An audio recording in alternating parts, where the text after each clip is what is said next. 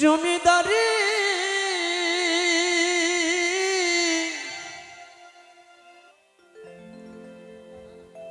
পায় না তাহার হুকুম জারি,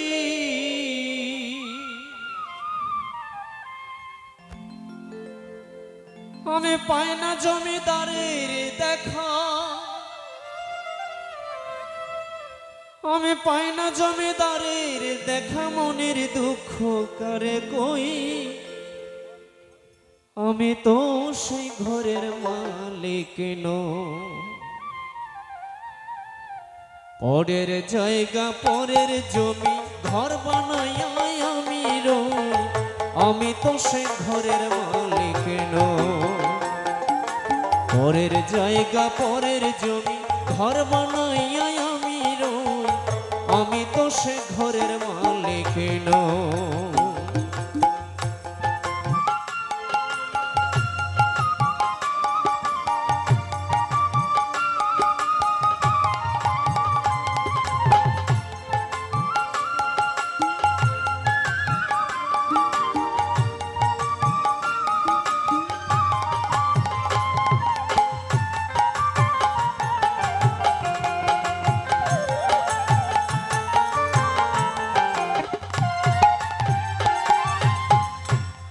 ওরে ঘরখানা যার জমিদারি,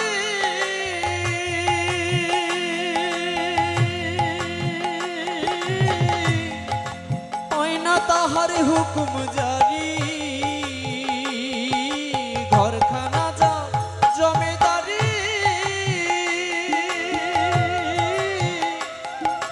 হয় না তাহার হুকুম জারি, আমি পাই না জমিদারের দেখা,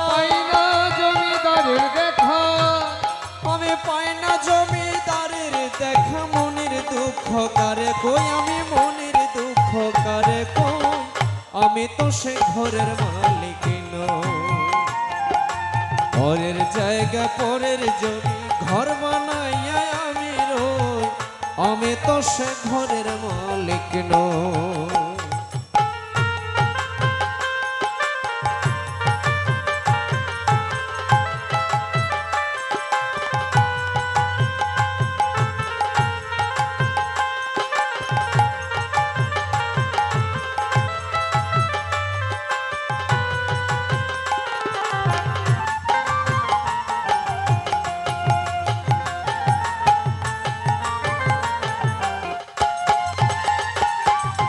সুধীমণ্ডলী, এই যে আমাদের এই দেহ জমিন, এই দেহ জমিনে যদি আমরা চাষ করতে পারি তবে কিন্তু ভালো ফলন দেবে। কিন্তু আমরা প্রত্যেকেই গুরুর চরণাশ্রিত হয়েছি। গুরুদেব আমাদের কত সুন্দর আদেশ করেছেন, হরিনাম করো, একাদশী ব্রত রাখো, নিত্য গোবিন্দ প্রসাদ চরণামৃত পাও।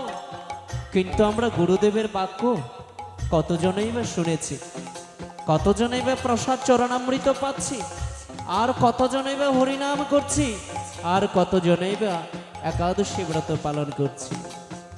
তাই মহাজন বলছেন, আমি জমিদারির ইচ্ছে মতো দেই না জমি চাষ, তাই তো ফসল ফলে না রে দুঃখ 12 মাস রে, দুঃখ 12 মাস।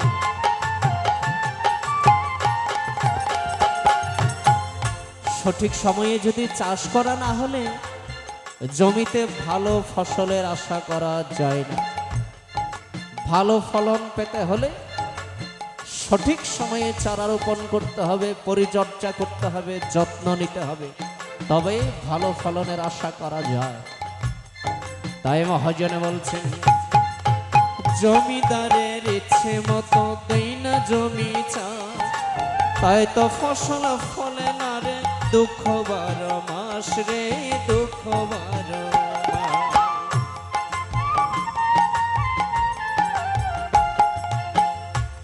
আমি খাজনা পাতি সবই দিলাম, তবু জমিন হই গো নিলাম। খাজনা পাতি সবই দিলাম,